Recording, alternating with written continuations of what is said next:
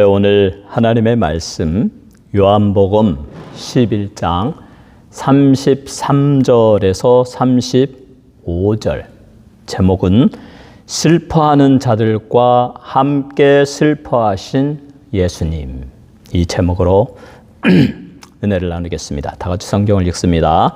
시작. 예수께서 그가 우는 것과 또 함께 온 유대인들이 우는 것을 보시고 심령의 비통이 여기시고 불쌍히 여기사 이르시되 그를 어디 두었느냐. 이르되 주여 와서 보옵소서 하니 예수께서 눈물을 흘리시더라. 아멘. 내일이 메모리얼 데이입니다. 메모리얼 연휴가 되어서 많은 사람들이 여행을 떠나고 또 가족의 나라와 국가를 위해서 희생한 그와 같은 가족을 둔 사람들은 또 묘지에 가서 그분의 살아생전의 모습을 기념하면서 꽃을 이렇게 바치는 그와 같은 일들을 하고 있습니다. 어제도 잠시 어느 묘지 앞을 지나가는데 많은 사람들이 묘비 앞에서 꽃을 바치며 기념하는 모습을 보았습니다. 우리의 주님 예수님도 사람의 아픔, 사람의 죽음의 고통을 잘 이해하십니다. 그리고 그 고통을 위로해 주십니다. 많은 사람들이 메모리얼 데이를 맞이해서 자녀를 잃어버린 사람, 또 남편, 또 가족을 잃어버린 사람이 아픔을 가지고 괴로워하며 그렇게 기억할 것입니다. 우리의 주님도 이와 같이 사람들이 슬픔을 당할 때, 가족의 고통이 있을 때 그 가족에 찾아가서 위로하시고 슬픔을 함께 나누시는 주님인 것을 알 수가 있습니다. 오늘의 본문을 통해서 우리는 무슨 교훈을 얻을 수 있습니까? 첫째로, 예수님은 우리의 슬픔을 이해하신다라는 것입니다. 예수님의 친구 나사로를 예수님의 친구라고 하였습니다. 나사로는 예수님의 사랑하는 친구였습니다. 베단이라는 동네에 이르면 예수님은 나사로와 마르다와 마리아가 거주하는 집에 들러서 그들과 이야기하고 그들의 접대를 받곤 하였습니다. 매우 사랑하는 가족이었습니다. 예수님을 하나님의 아들로 믿고 또 예수님을 경외하고, 마르다는 예수님의 발에 기름을 붓고 자기의 머리털로 닦은 귀한 사랑과 헌신을 표현한 우리 주님이 사랑하는 나사로와 마르다와 마리아의 가족이었습니다. 그러니까 예수님이 베다니에 들을 때마다 얼마나 그 가족에 거하면서 이렇게 서로 사랑하며 아름다운 관계를 이어갔겠습니까? 그러던 예수님의 친구 나사로가 병이 들어서 죽게 되었습니다. 마리아가 예수님께 사람을 보내요. 예수님, 저희 오라비가 죽게 되었으니 빨리 와서 살려주십시오 라고 소식을 전했습니다. 그런데 예수님은 그 소식을 듣고서도 그 거하는 곳에 이틀을 더 거하시고, 그리고 이제 베다니로 걸어가는 그 기간이 또 길으니까 또 이틀이 걸리고, 그래서 4일을 소비했습니다. 그러는 중에 나사로는 이미 죽었고 무덤에 갇혔고, 무덤에 갇힌 지 4일이 되었습니다. 왜 예수님은 바로 가지 않고 이틀을 더 유하시면서 4일이 지난 다음에 나사로가 완전히 죽어서 장사 지낸 다음에 그곳에 이르렀을까요? 우리의 주님은 이번 교회에 예수님의 제자들에 대하여, 그리고 나사로와 그의 가족과 그 동네 그 친척들에 대하여 예수님은 정말 우리의 주님은 생명의 주님이시고 영원한 영생을 주시는 유일한 하나님이시라는 것을 깨닫게 하기 위하여 예수님은 일부러 이틀을 더 유하시고 그리고 마리아의 나사로의 집에 이르게 되었습니다. 예수께서 베다니에 도착하니 마르다와 마리아는 슬퍼서 눈물을 흘립니다. 주님이 우리와 함께 계셨다면, 예수님이 조금만 더 빨리 오셨다면 우리의 사랑하는 오라비 나사로가 죽지 아니했을 터인데 이제 오빠는 죽어서 무덤에 갇혔고 이미 4일이 지나서 썩은 냄새가 납니다. 애통해하며 눈물을 흘리는 마리아와 마르다를 보면서 예수님도 그 마르다와 마리아가 그 사랑하는 오빠를 잃고 너무나 비통해하면서, 주님, 우리의 유일한, 우리가 의지하던 오빠였는데 이제 오빠 없이 우리가 어떻게 살아갑니까? 우리는 부모도 없습니다. 자녀도 없습니다. 이제 우리는 무엇을 의지하며 살아갑니까? 하고 가슴을 치며 슬퍼하는 그 모습을 보면서, 또 함께 우는 유대인들과 친척들의 모습을 보면서 예수님은 그 죽음에 대해서 비통함을 느끼셨습니다. 눈물을 흘리셨습니다. 예수님은 인간의 죽음에 대해서, 인간의 그 슬픔에 대해서 함께 고통을 느끼며 함께 슬픔을 느끼시는 분이십니다. 그래서 예수님이 내가 너희의 슬픔을 치료하여 주리라. 내가 너희의 문제를 해결하여 주리라. 걱정하지 말아라. 라고 우리 주님은 그렇게 우리의 슬픔에 동참하십니다. 마르다와 마리아의 슬픔에 동참하시며 비통히 여기시며 눈물을 흘리신 예수님이십니다. 그러므로 우리는 이 고통을 당할 때, 괴로움을 당할 때 마르다와 마리아처럼 자기의 혼자의 힘으로 도저히 해결할 수 없는 사랑하는 오빠가 죽어버렸고 이제 자기들은 살아갈 길이 막막해서 무엇을 어떻게 해야 할지 모를 때 예수님께 나아가서 사정을 나누며 눈물로 통곡하며 예수님께 소원을 아뢰었던 것처럼, 여러분들도 여러분의 가정에 어려움이 있고 슬픔이 있고 위로움이 있고 큰 문제거리가 있을 때, 도저히 내 혼자의 힘으로 해결할 수 없을 때 우리 주님께 나아가서 마음을 토로하며 통곡하며 기도하고 간구할 때 우리의 주님은 그 슬픔을 아십니다. 그 문제를 아십니다. 그리고 위로해 주시고 해결책을 허락하여 주십니다. 여러분의 아픔과 슬픔이 우리 주님께 나아가 간절히 기도함으로 해결함을 받으시기를 주님의 이름으로 축원합니다. 두 번째로, 예수님은 우리의 고통 속으로 들어오십니다. 우리 인간은 다른 사람의 아픔을 잘 압니다. 다른 사람의 아픔을 이해합니다. 특별히 동정심이 많은 사람들은 다른 이의 아픔을 이해하고 슬퍼하며 동정합니다. 그러나 그것뿐입니다. 어떤 것도 해결책을 내놓지 못합니다. 이미 죽은 사람을 살리지 못합니다. 이미 재난을 당한 희생자를 위하여 아무런 해결책을 제시하지 못합니다. 세월호 참사를 생각해 보십시오. 그 사랑스러운 그 자녀 고등학생들, 2학년짜리들이 순식간에 그 세월호에 매몰려서 바다에 수장되어 버렸을 때, 그 사랑하는, 그 정말 생기발랄하던 나의 아들, 나의 딸을 비참하게 그 바다에 숨을 내어 잃어버렸을 때 그 부모의 마음 얼마나 아픕니까? 두고두고 잊혀지지 않을 것입니다. 그러나 그 참사를 당한 부모에게 그 누가 위로를 할 수 있습니까? 그 누가 해결책을 줄 수 있습니까? 아무리 사람이 자비심이 많고 동정심이 많고 그 사람들을 불쌍히 여긴다 할지라도 그 자녀를 잃어버린 부모에 대해서 그 어떤 해결책도 제시할 수 없습니다.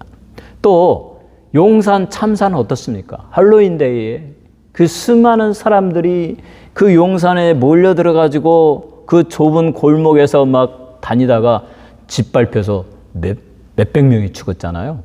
순식간에 그 젊은이들이 죽어버렸을 때 그 참사를 당한 그 가족의 슬픔, 그 가족의 아픔, 우리는 동정하죠. 정말 안 됐다. 너무나 안 됐다. 그 사랑하던 아들이, 그 사랑하던 딸이 갑자기 잃어버리고 저 부모는 얼마나 마음이 아플까. 우리는 그렇게 생각하고 동정심을 발휘하지만 그들에게 그 어떠한 해결책도 내놓을 수가 없습니다. 어떤 위로도 줄 수가 없습니다. 이것이 인간이 주는 위로, 인간이 주는 그 해결책의 그 한계입니다. 그런데 우리의 주님은 우리 인간의 고통 속으로 들어오셔서 그 인생의 문제들을 다스려 주십니다. 마리아가 하나뿐인 오라버니를 잃어버리고 그가 이미 무덤에 갇힌 지 4일이 되어서 썩어서 냄새나고 그 누구도 오라비가 다시 살아나리라고 생각하지 못하는 그 순간에 예수님은 그를 내게로 나를 그의 무덤으로 인도하라. 내가 그를 살리리라. 마르다가 말합니다. 주여, 마지막 때에 부활할 줄 우리가 압니다. 마리아가 말합니다. 주님, 이미 죽은 지 4일이 되어서 썩은 냄새가 납니다. 지금 어떻게 하시려고 하십니까? 인간의 한계, 인간의 생각으로 아무것도 할 수 없는 그와 같은 상황에서 우리의 주님은 나를 무덤으로 인도하라. 그리고 사람들에게 말합니다. 이 무덤에 돌을 옮겨 놓아라. 사람들이 예수님의 명령에 따라서 돌에 무덤을 옮겨 놓습니다. 그리고 예수님이 말합니다. 나사로야, 나사로야, 내가 너에게 말하노니 일어나 나오너라, 살아나라. 우리의 주님은 명령을 하십니다. 그리고 나사로가 일어나서 온몸의 수족에 그 세마포를 둘른 채로 일어나서 나옵니다. 그리고 사람들이 그 세마포를 풀어주고 나사로는 정상적인 사람이 되었습니다.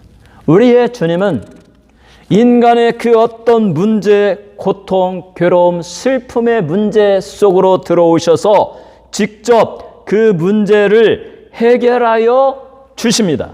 오늘도 예수님은 여러분의 고통 속으로, 문제 속으로 들어오십니다. 여러분의 문제들을 해결해 주십니다. 예수님이 십자가를 지시고 피를 흘려주시며 우리를 위하여 속죄의 제사를 드려주신 것이 우리를 향한 예수님의 사랑을 증명하는 것입니다. 예수님은 우리를 위하여 두 손과 두 발의 못을 박히시고 머리에 가시 면류관을 쓰시고 거룩한 보배 피를 흘려주시며 자기의 목숨을 희생하신 그것이 예수님의 우리의 사랑이고, 그렇기 때문에 누구든지 자기의 문제를 가지고 와서 예수님께 고백하면 자기의 목숨을 바치신 예수님께서 하지 못할 것이 아무것도 없다. 그 고통 속으로 들어오셔서 우리의 문제를 해결하여 주신다. 예수님은 죄를 짓고 지옥으로 떨어지려는 찰나에 있던 십자가의 한 강도, 한번 생각해 보십시오. 그 강도는 생각했을 것입니다. 어쩌면 살인자였을 거예요. 사람도 죽이고 남의 것도 훔치고, 그리고 자기 스스로 엄청난 죄를 지었다는 것을 알고 있습니다. 그래서 사형 선고를 받고 예수님 옆에서 십자가에 못 박혀서 이제 죽기 직전에 이 강도는 생각했습니다. 내가 하나님의 말씀을 어기고 악하게 살았는데 이제 내가 죽으면 나는 지옥으로 떨어질 텐데, 내 인생을 내가 왜 이렇게 살았던가 후회하면서 지금이라도 바꿀 수가 없을까? 그래서 옆에 있는 예수를 바라봅니다. 예수님, 제가 참으로 나의 인생을 어리석게 바보같이 죄를 지으며 살았습니다. 예수님, 지금 깨닫고 회개하오니 나를 불쌍히 여겨 주옵소서. 예수님은 나의 구주이십니다. 내가 예수를 믿습니다. 바로 그때 그 처참한 영원한 지옥불 속에서 사단과 함께 불의 고통을 당할 운명에 처한 그 강도의 인생에 완전히 망가진 인생의 문제를 우리 예수님은 해결하여 주십니다. 그의 믿음 하나를 보시고 내가 오늘 나와 함께 낙원에 있으리라. 그 강도는 예수로부터 용서함을 받고 마음의 평강을 가지고 영원한 천국의 소망을 가지고 편안히 죽었고, 그리고 천국에 이르게 되었을 것입니다. 이처럼 우리 인생의 모든 문제 속으로 예수님은 들어오십니다. 그리고 그 문제를 해결하여 주십니다. 문제는 마르다와 마리아처럼 예수님이 조금만 더 일찍 왔더라면 우리 오빠가 살았을 터인데 왜 이렇게 늦게 오셨습니까? 예수님하고 예수님께 고백하듯이 우리의 인생의 문제를 가지고 예수님께 나아가 간절히 고백하고 기도하고 간구하는 것이 필요한 것입니다. 이것이 없기 때문에 오늘 이 세상의 많은 사람들이 문제 속에서, 고통 속에서 아무런 해결책도 받지 못하고 그렇게 고통스럽게 살아가는 것입니다. 사랑하는 성도 여러분, 여러분의 문제들, 여러분의 고통을 예수님께 나아가서 예수님께 내려놓고 간절히 통곡하고 기도하며 예수님으로부터 문제 해결을 받는 놀라운 역사가 있으시기를 주님의 이름으로 축원합니다. 세 번째로, 예수님은 마음이 상한 사람들에게 소망을 주십니다. 예수님은 마음이 상하고 슬퍼하는 마르다를 향하여 위로하십니다.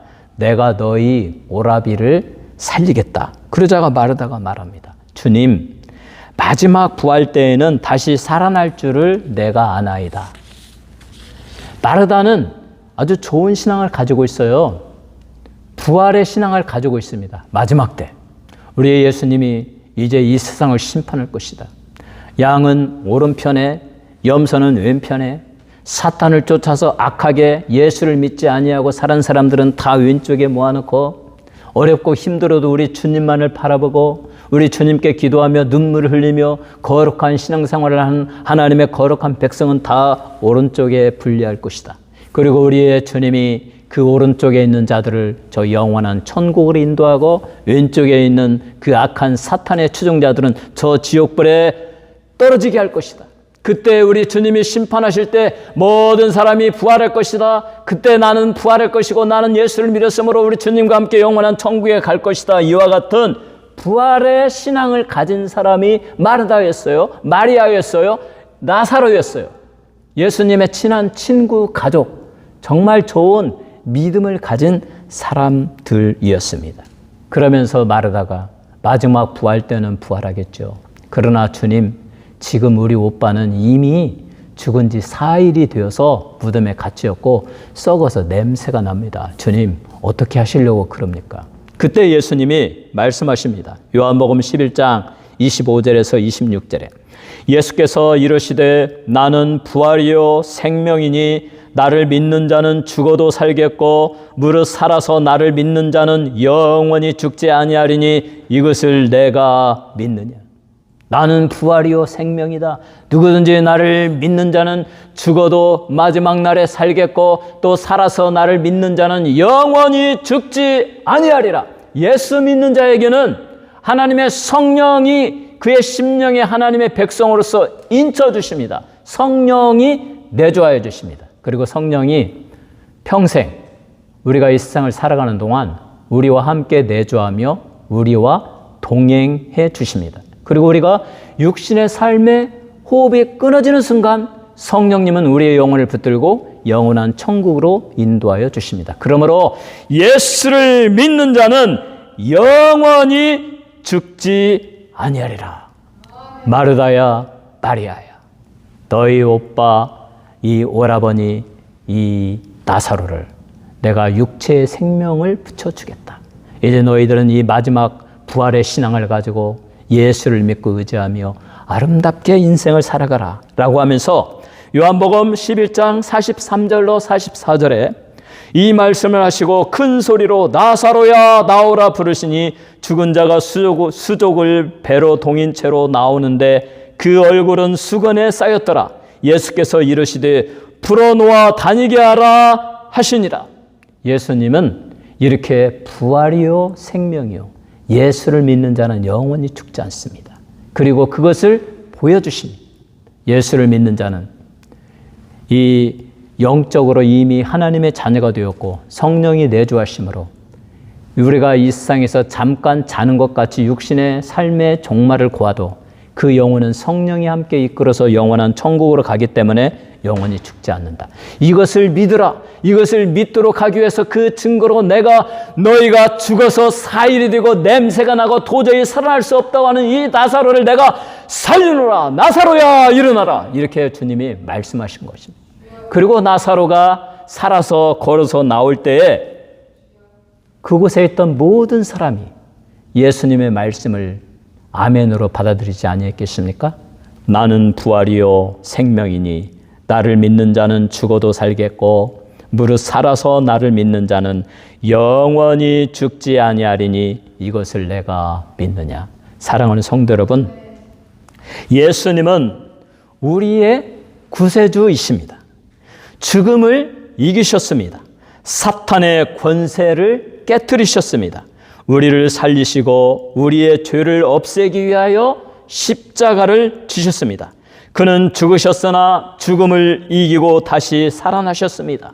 그의 무덤은 비어 있었습니다.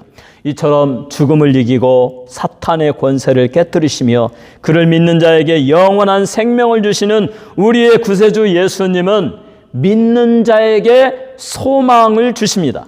마음이 상한 자에게 위로와 소망을 주십니다. 치료하여 주십니다. 인생의 문제들을 친히 해결하여 주십니다. 마리아와 마르다의 상한 심령을 치료하시고 그들에게 살아있는 소망을 주셨습니다. 나사로가 살아났습니다. 마르다와 마리아가 가슴 아파하며 고통스러워하던 그 고통의 원인을 제거하셨습니다. 그들이 사랑하던 오라비가 죽음에서 살아나게 하셨습니다. 나사로와 마리아와 마르다는 예수님의 귀한 친구로서 예수님을 사랑하고 또 마르다의 경우에 보면 분명한 마지막 날의 부활의 믿음을 가지고 있으므로 이들은 영생을 얻을 것입니다. 성령이 그 안에 거하면서 그들을 영원한 천국으로 평안하게 아름답게 인도해 주실 것입니다. 그러나 예수님은 그런 사랑하는 자들이 현재의 삶에서 현실에서 당하는 죽음의 고통, 슬픔, 외로움의 문제들을 직접 해결해 주셨습니다. 그들 오빠 나사로를 죽음에서 살리셨고 마리아와 마르다는 영생의 기쁨을 누렸을 것이며 예수 믿는 것의 기쁨을 누리고 서로 사랑하며 오빠를 의지하며 또 우리 주님이 친한 친구라고 했으니까 정말 예수님을 가족처럼 그렇게 존경하며 아름다운 인생을 살았을 것입니다. 이처럼 우리의 주님은 예수를 믿는 자에게 영원한 영생의 확신을 주고 영생의 소망을 주는 것은 당연하고 그 위에도 이 땅의 삶에서 마르다와 마리아가 당하는 고통을 해결하기 위하여 그의 오라비 나사로를 살리신 것처럼 여러분의 인생의 문제 앞에서도 그 문제를 해결하여 주신다. 여러분의 아픔과 고통과 슬픔과 그 슬픔의 사연들을 예수님께 가지고 나오시기 바랍니다. 간절히 아리고 기도하시기 바랍니다. 예수님이 여러분의 슬픔의 사연들을 다스리도록 허용하시기 바랍니다. 사랑하는 배우자가 죽었습니까? 자녀들이 질병에 걸려서 불치의 병에 걸려서 나을 수가 없습니까? 자녀들이 탈선하여 잘못된 길로 나아갔습니까? 남편이 방탕하고 방황합니까?